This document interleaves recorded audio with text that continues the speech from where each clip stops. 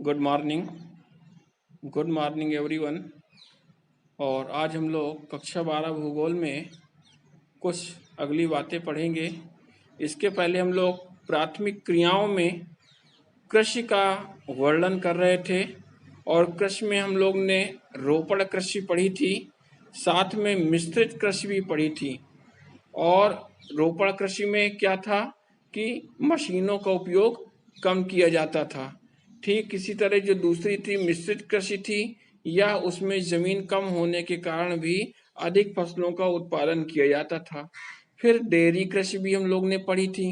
अब इसके बाद नेक्स्ट में जो हमारा अगला टॉपिक आ रहा है भूमध्य सागरीय कृषि। अब इस भूमध्य सागरीय कृषि का मतलब क्या होता है कि भूमध्य सागरीय जलवायु, भूमध्य सागर के आसपास जैसी भी जलवायु होती है विश्व में, जहाँ भी वैसी जलवायु होगी उसको हम भूमध्य सागरीय जलवायु कहेंगे।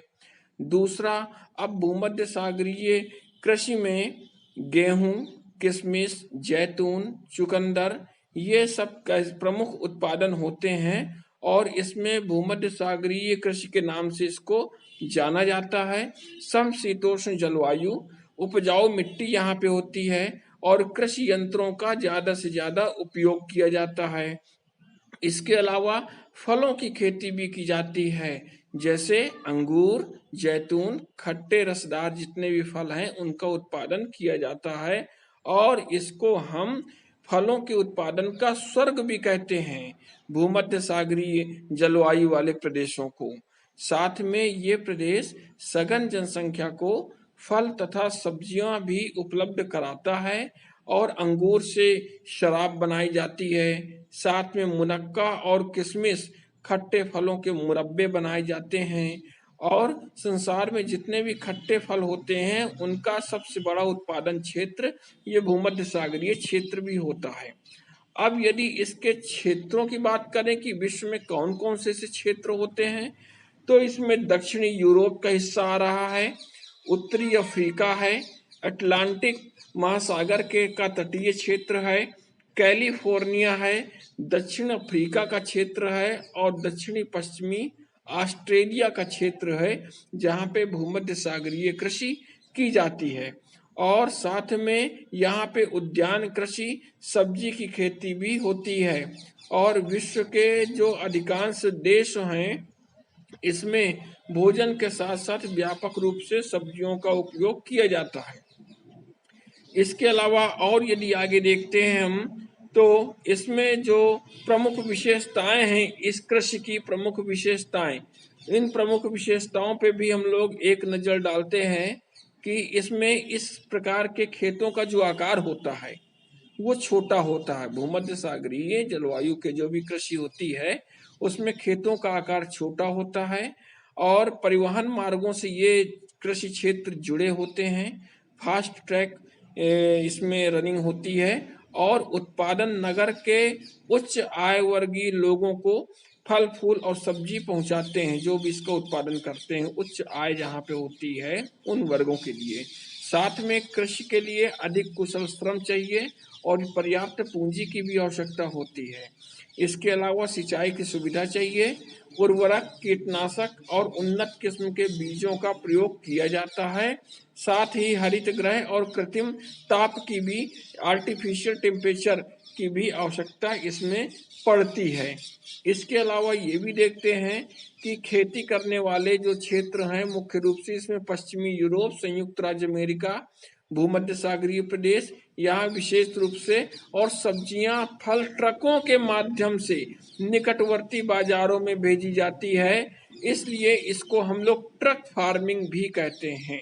ट्रक फार्मिंग भी इसको कहते हैं। ये सभी छोटे छोटे क्वेश्चंस हैं, इनको आप डिटेल में लिख लीजिएगा क्योंकि यहीं से बोर्ड में परीक्षाओं में आता है। इसके अलावा और आगे देखते हैं हम लोग, तो सहकारी कृषि की बात करते हैं कि ये सहकारी कृषि क्या है। अब ये सहकारी कृषि क्या है ये देखा जाता है, तो इसमें कृषकों के द्वारा एक समूह में एक संस्था बनाई जाती है।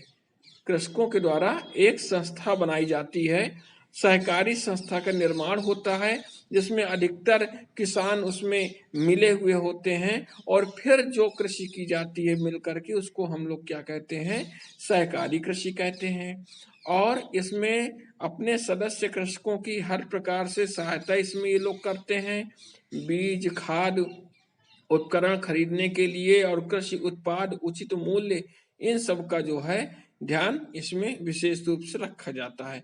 अब किन किन क्षेत्रों में इसका प्रचलन होता है, तो ये डेनमार्क है, इसके अलावा नीदरलैंड है, बेल्जियम है, स्वीडन है, इटली है। इन देशों में सहकारी कृषि का कार्य विशेष रूप से किया जाता है। यहाँ तक कि जो डेनमार्क है वहाँ पे जो है सहकारी कृषि बहुत ही ज्यादा प्रचलित है। इसके बाद नंबर आता है सामूहिक कृषि का।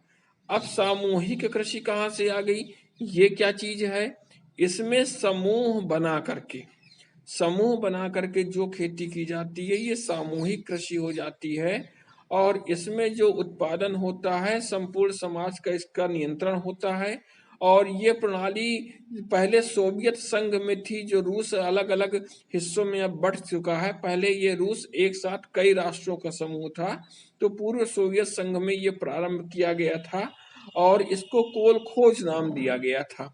और इसमें सभी किसान अपने संसाधित भूमि और पशुधन मिला करके खेती किया करते थे, तो ऐसी व्यवस्था को कोल खोज कहते थे। तो इसके बाद और आगे हम लोग यदि देखते हैं तो यहाँ पे कुछ और हमको मिलता है, खनन कार्य मिलता है।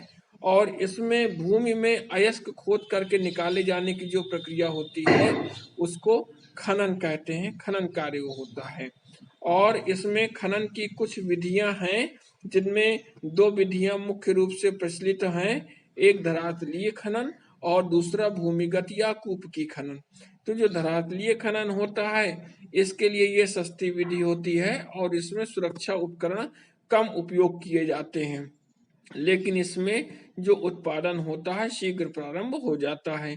दूसरा भूमिगत या कूप की खनन विधि है, जिसमें गहराई में धरातल में नीचे बहुत ही ज्यादा गहराई में अयस्क वहां से निकाले जाते हैं और इसमें लंबवत कुएं खोदे जाते हैं, गैलरी बनाई जाती है और इसके बाद ट्राली का उपयोग होता है माल ढोने के लिए। इसमें जल भराव की समस्या, जहरीली गैसों के रिसाव की समस्या, ये सब कुछ बनी रहती है। तो इस प्रकार आज हम लोग ने ये चीजें देखी कि कौन कौन सी ये प्राथमिक क्रियाओं में जितना भी ये कृषि कार्य होता है और विश्व में किस किस प्रकार का कृषि कार्य होता है, ये सब हम लोग ने देखा। और फिर इसके एनसीईआरटी के कुछ क्वेश्चन आंसर हैं, इनको आप कर लीजिएगा और बहुत ही सरल हैं। और ये सब चीजें हम लोग ने डिटेल में पढ़ लिए हैं, ये क्वेश्चन आंसर आप कर लीजिएगा। और क्वेश्चन आंसर करने के बाद जहां भी प्रॉब्लम हो तो हमको आप जो है ग्रुप में बता दीजिएगा या पर्सनल नंबर पे दे दीजिएगा, तो उसका समाधान किया जाएगा। और अपने नोट्स बना करके मेरे नंबर पे इसको चेक करा लीजिए और एग्जाम की तैयारी सभी लोग करने दीजिए, क्योंकि एग्जाम अपने समय से ही होगी। तो अब अगले टॉपिक में और अगले लेसन में हम लोग फिर मिलेंगे, तब तक के लिए